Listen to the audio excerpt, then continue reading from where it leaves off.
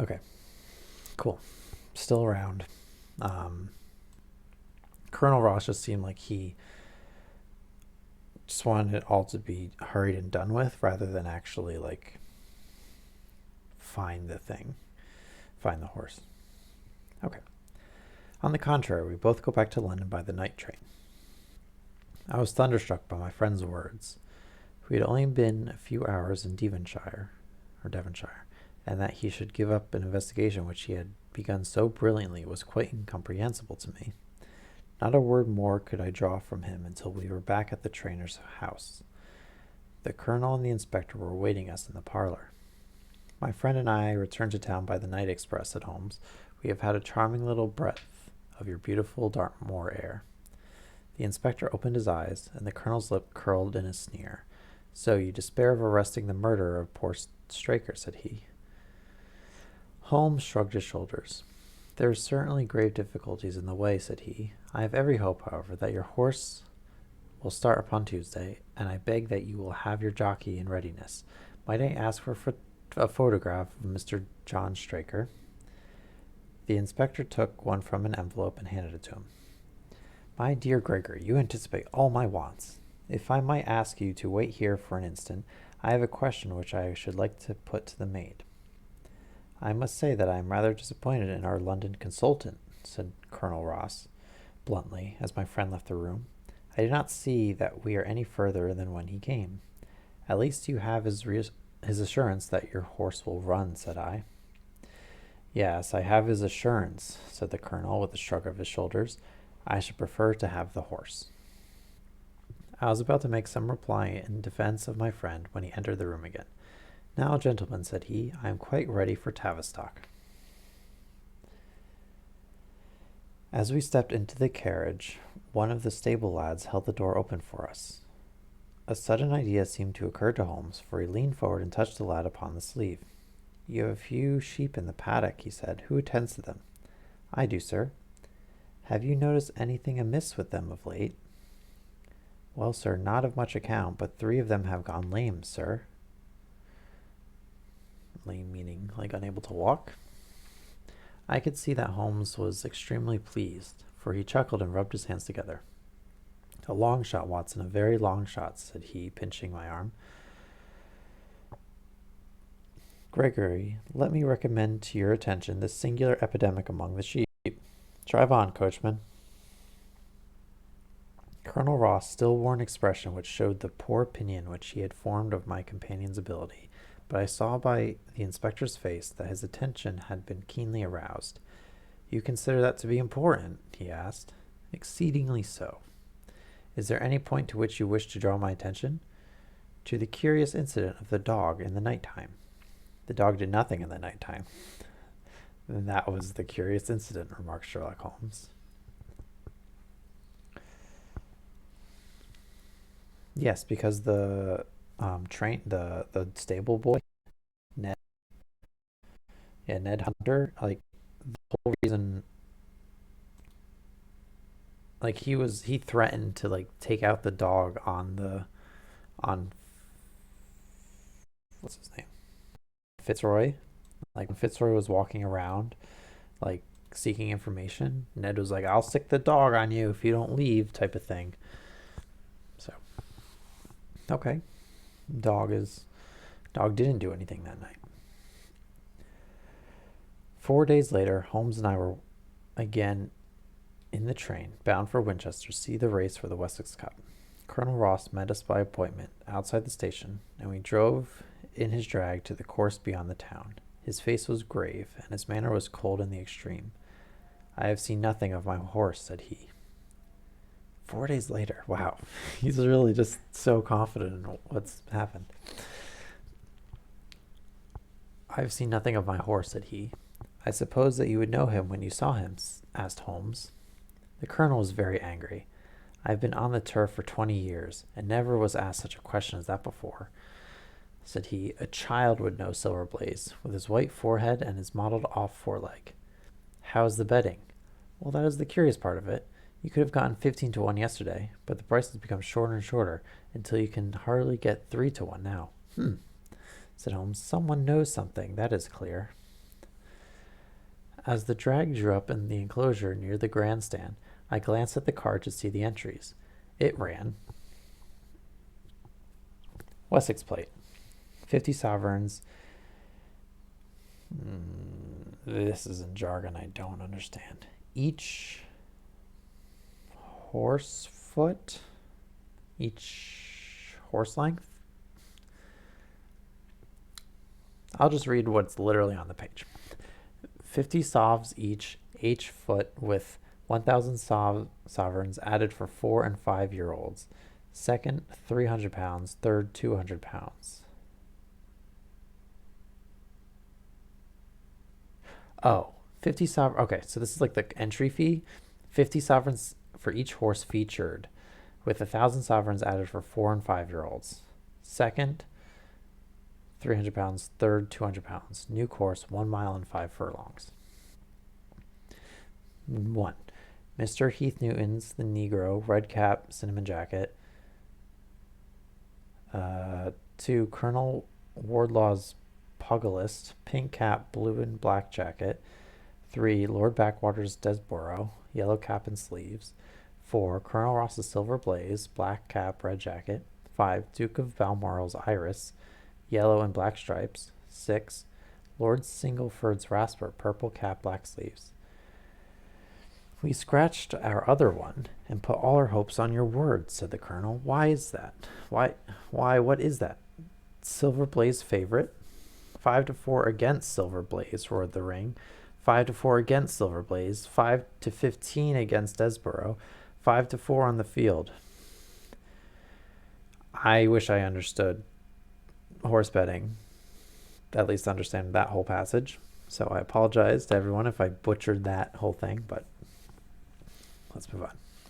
There are the numbers up, I cried. They are all 6 there. All 6 there? Then my horse is running, cried the colonel in great agitation.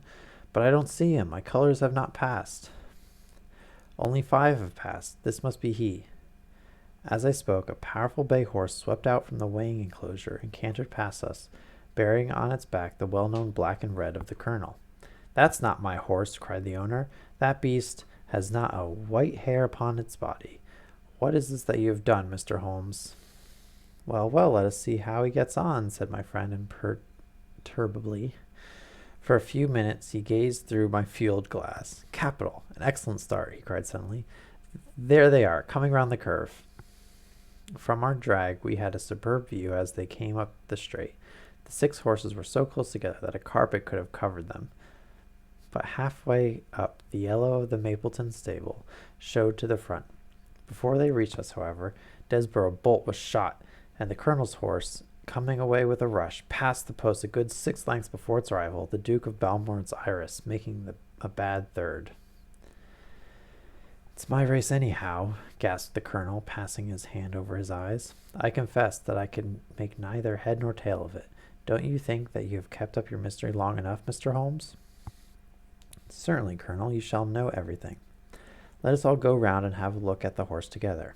Here he is, he continued, as we made our way into the weighing enclosure, where only owners and their friends find admittance. You have only to wash his face and his leg in spirits of wine, and you shall find that he is the same old Silver Blaze as ever. You take my breath away. I found him in the hands of a faker, and took the liberty of running him just as he was sent over. My dear sir, you have done wonders. The horse looks very fit and well. It never went better in its life. I owe you 1,000 apologies for having doubted your ability. You have done me a great service by recovering my horse. You would do me a greater still if you could lay your hands on the murderer of John Straker. I have done so, said Holmes quietly. The colonel and I stared at him in amazement. You have got him. Where is he, then? He is here. Here? Where? In my company at the present moment. The colonel flushed angrily. I quite recognize that I am under obligations to you, Mr. Holmes, said he, but I must regard what you have said as either a very bad joke or an insult. Sherlock Holmes laughed. I assure you that I have not associated you with the crime, Colonel, said he. The real murderer is standing immediately behind you.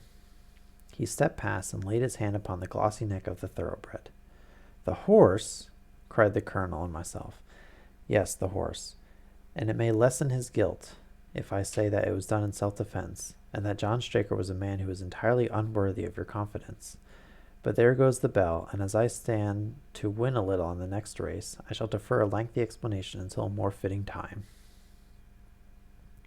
We had the corner of a Pullman car to ourselves that evening as we whirled back to London, and I fancy that the journey was a short one to Colonel Ross as well as to myself, as we listened to our companion's narrative of the events which had occurred at the Dartmoor training stables upon the Monday night, and the means by which he had unravelled them. I confess, said he, that any theories which I had formed from the newspaper reports were entirely erroneous.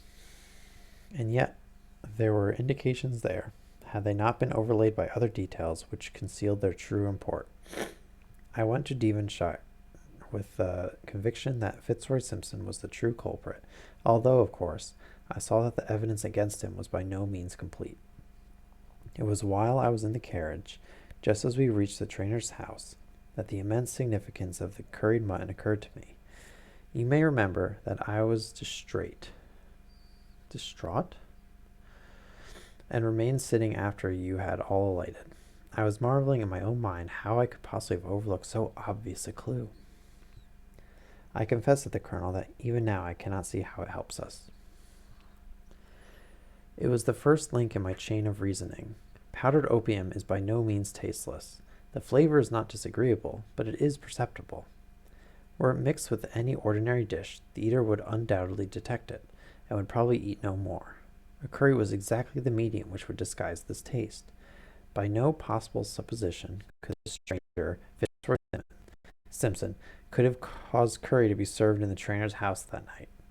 And it was surely too monstrous a coincidence to suppose that he had happened to come along with powdered opium upon the very night when a dish happened to be served which would disguise the flavor. That is unthinkable.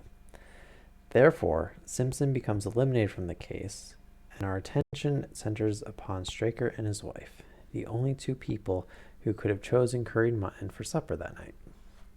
The opium was added after the dish was set aside for the stable boy, for the others had the same for supper with no ill effects. Which of them, then, had access to that dish without the maid seeing them? Before deciding that question, I had grasped the significance of the silence of the dog, for one true inference invariably suggests others. The Simpson incident had shown me that a dog was kept in the stables, and yet, though someone had been in and had fetched without a fort, showed me the dog was kept in the stables, and yet, though someone had been in and had fetched out a horse, he had not barked enough to arouse the two lads in the loft. Obviously, the midnight visitor was someone whom the dog knew well. I was already convinced, or almost convinced, that John Straker went down to the stables in the dead of night and took out Silver Blaze. For what purpose? For a dishonest one, obviously, or why should he drug his own stable boy? And yet I was at a loss to know why. There have been cases before now where trainers have made sure of great sums of money by laying against their own horses, through agents, and then preventing them from winning by fraud. Sometimes it is a pulling jockey. Sometimes it is some surer and subtler means. What was it here? I hoped that the contents of his pockets might help me to form a conclusion. And they did so. You cannot have forgotten the singular knife which was found in the dead man's hand, a knife which certainly no sane man would choose for a weapon. It was, as Dr. Watson told us, a form of knife which is used for the most delicate operations known in surgery, and it was to be used for a delicate operation that night. You must know, with your wide experience of turf matters, Colonel Ross, that it is possible to make a slight nick upon the tendons of a horse's ham, and to do it subcutaneous. I don't know how to say that word. So as to leave absolutely no trace. A horse so treated would develop a slight lameness, which would be put down to a strain in exercise or a touch of Memoirs. Today's not a good day. But never to foul play. Villain, scoundrel, cried the colonel. We have here the explanation of why John Straker wished to take the horse out onto the moor, So spirited a creature would have certainly roused the soundest of sleepers when it felt the prick of the knife. It was absolutely necessary to do it in the open air. I have been blind, cried the colonel. Of course that was why he needed the candle, and struck the match. Undoubtedly. But in examining his belongings, I was fortunate enough to discover not only the method of the crime, but even its motives. As a man of the world, Colonel, you know that men do not carry other people's bills around in their pocket. We have, most of us, quite enough to do to settle our own. I at once concluded that Straker was leading a double life and keeping a second establishment. The nature of the bill showed that there was a lady in the case, and the one who had expensive tastes. Liberal as you are with your servants, one can hardly expect that they can buy 20-guinea walking dresses for their ladies. I questioned Mrs. Straker as to the dress without her knowing it, and having satisfied myself that had never reached her, I made a note of the milliner's address, and felt that by calling there with Straker's photograph I could easily dispose of the mythical Derbyshire. I knew this was relevant. Or one detail about Mr. Straker. From that time on, all was plain. Straker had led the horse to a hollow where his light would be invisible. Simpson, in his flight, had dropped his cravat, and Straker had picked it up, with some idea perhaps that he might use it in securing the horse's leg. Once in the hollow, he had got behind the horse and had struck a light, but the creature, frightened at the sudden glare, and with the strange instinct of animals feeling that some mischief was intended, had lashed out, and the steel shoe had struck Straker full on the forehead. He had already, in spite of the rain, taken off his overcoat in order to do this delicate task, and so, as he fell, his knife gashed his thigh. Do I make it clear? Wonderful, cried the colonel, wonderful. You might have been there. My final shot was, I confess, a very long one. It struck me that so astute a man as Straker would not undertake this delicate tendon nicking without a little practice. What could he practice on? My eyes fell upon the sheep, and I asked a question which, rather to my surprise, showed my surmise was correct. When I returned to London, I called upon the milliner, who had recognized Straker as an excellent customer by the name of Derbyshire, who had a very dashing wife and a strong partiality for expensive dressings. I have no doubt that this woman had plunged him over head and ears in debt, and so led him into this miserable plot. You have explained all but one thing, cried the colonel. Where was the horse? Ah, it bolted, and was cared for by one of your neighbors. We must have an amnesty in that direction, I think. This is Clapham Junction, if I am not mistaken, and we shall be in Victoria in less than 10 minutes. If you care to smoke a cigar in our rooms, Colonel, I shall be happy to give you any other details which might interest you. Nice.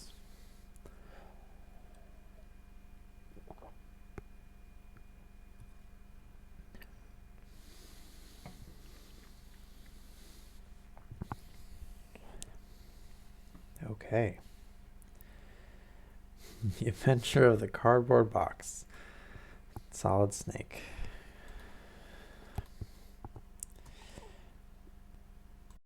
Who knew his character was written in the 1800s?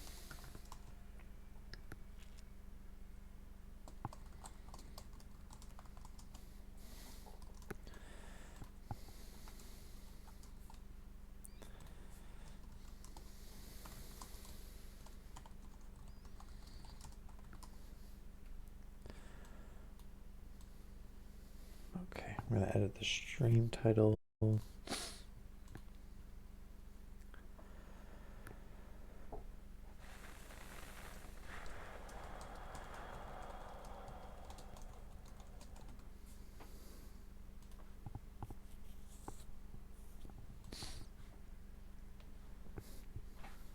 Okay. Let's get going. Let's see how long this one is.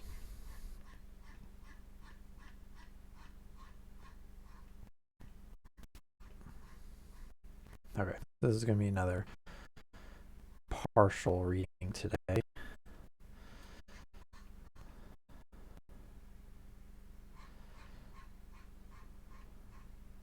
Okay. The Adventure of the Cardboard Box. In choosing a few typical cases which illustrate the remarkable mental qualities of my friend Sherlock Holmes, I have endeavored, as far as possible, to select those which presented the minimum of sensationalism, while offering a fair field for his talents.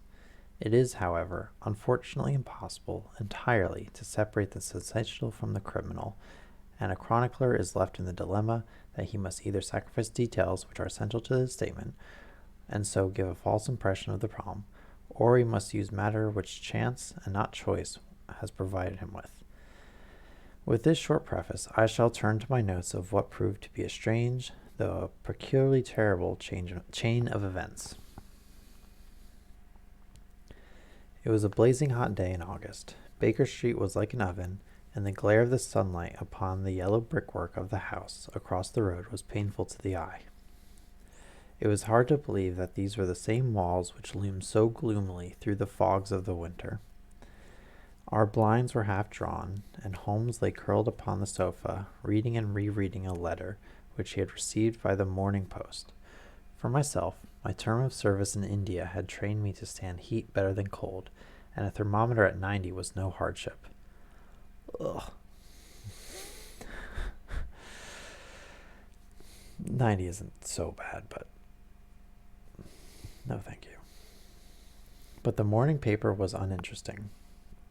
Parliament had risen. Everyone was out of town, and I yearned for the glades of the New Forest or the shingle of Southsea. A depleted bank account had caused me to postpone my holiday, and as to my companion, neither the country nor the sea presented the slightest attraction to him. He loved to lie in the very center of 5 millions of people, with his filament stretching out and running through them, responsive to every little rumor or suspicion of unsolved crime. Appreciation of nature found no place among his many gifts, and his only change was when he turned his mind over from the evildoer of the town to track down his brother of the country. Finding that Holmes was too absorbed for conversation, I had tossed aside the barren paper, and leaning back in my chair, I fell into a brown study. Suddenly, my companion's voice broke in upon my thoughts. "You are right, Watson," said he. "It does seem a most preposterous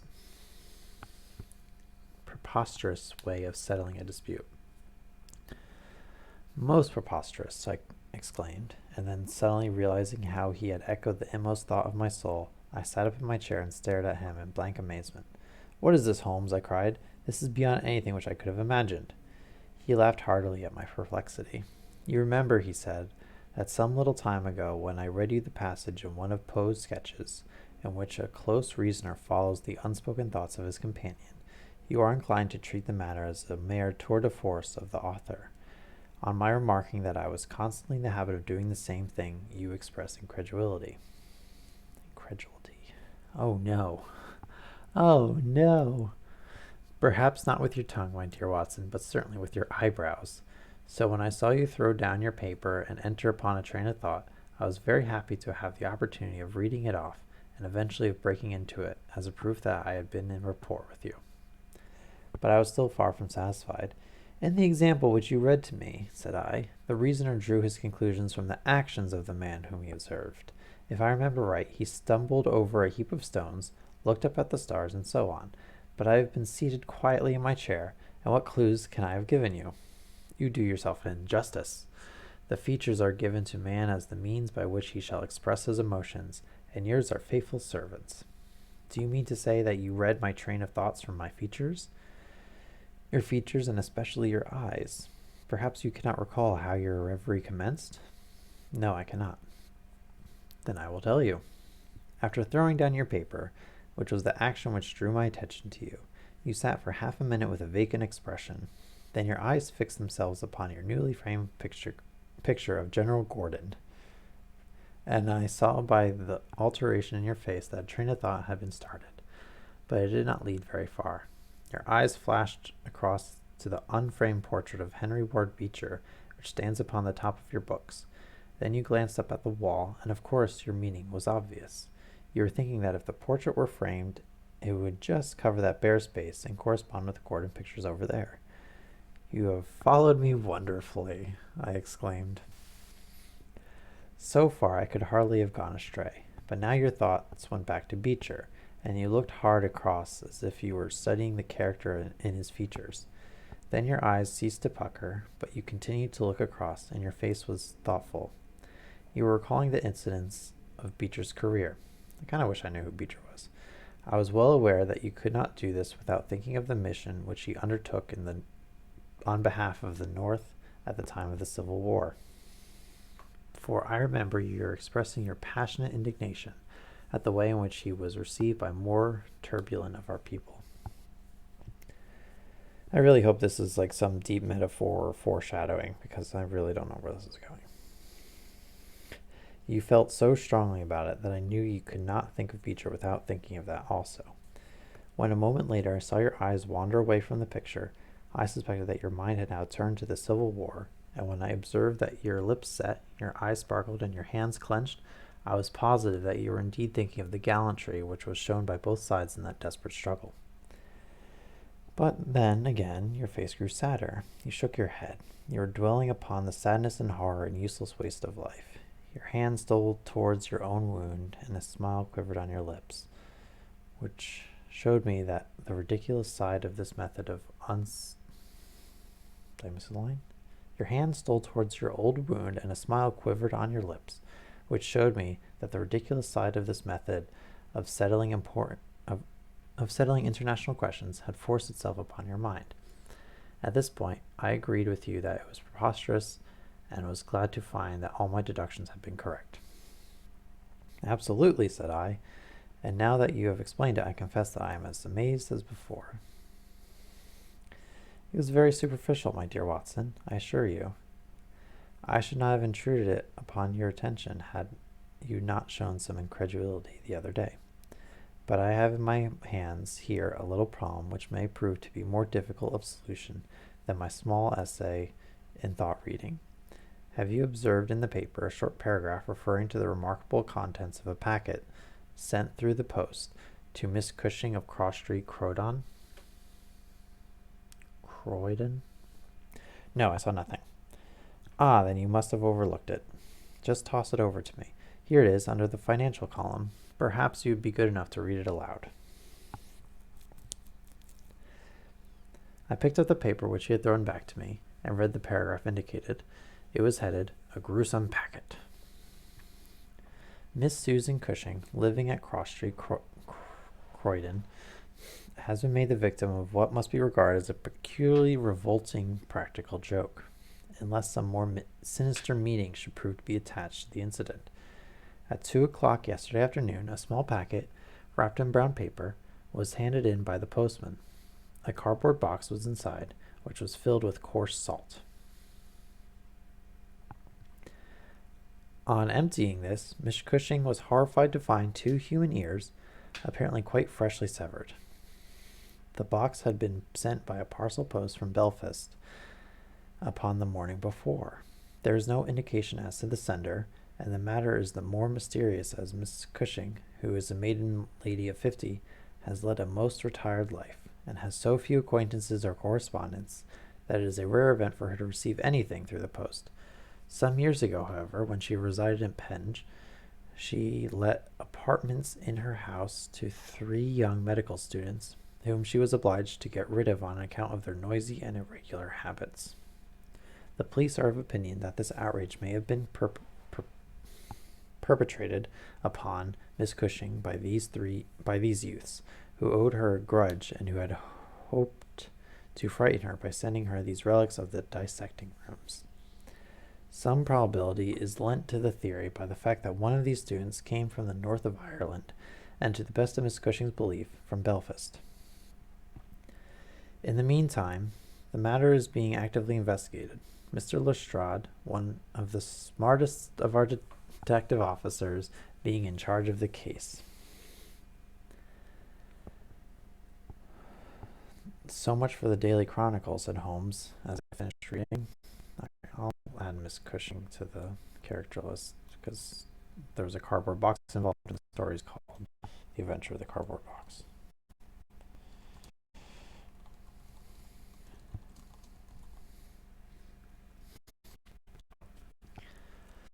Now, for our friend Lestrade, I had a note from him this morning in which he says, I think this case is very much in your line.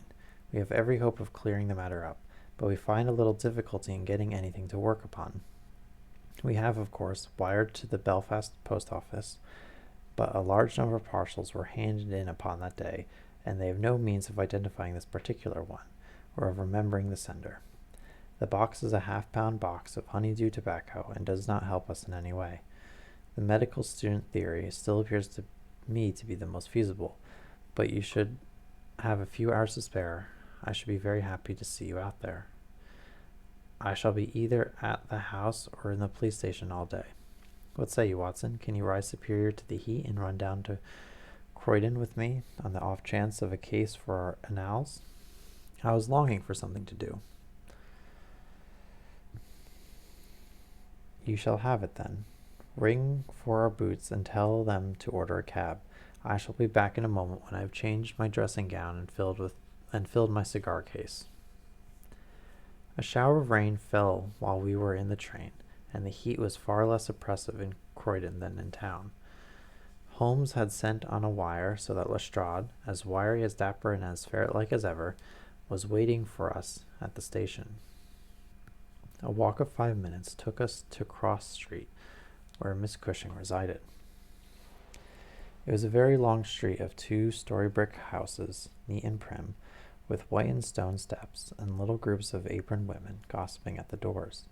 Halfway down, Lestrade stopped and tapped at a door, which was opened by a small servant girl. Miss Cushing was sitting in the front room, into which we were ushered. She was a placid-faced woman, with large, gentle eyes, and grizzled hair curving down upon her temples on each side. A worked antimacassar lay upon her lap, and a basket of colored silks stood upon a stool beside her. Sorry, I've kind of had a headache for most of the day, so I'm definitely a little bleh. They are in the outhouse, those dreadful things, said she as Lestrade entered. I wish that you would take them away altogether. So I shall, Miss Cushing. I only kept them here until my friend, Mr. Holmes, should have seen them in your presence. Why am I present, sir? In case you wish to ask any questions. What is the use of asking me questions when I tell you I know nothing whatever about it? Quite so, madam, said Holmes in his soothing way. I have no doubt that you have been annoyed more than enough already over this business. Indeed I have, sir. I am a quiet woman, and I live a retired life. It is something new for me to see my name in the papers and to find the police at my house. I won't have those things in here, Mr. Lestrade. If you wish to see them, you must go to the outhouse. All right. It was a small... Sorry, I think I'm done for the day. Thank you, Chikazi. Welcome to the stream. Yeah, sorry, my head is just really not happy right now.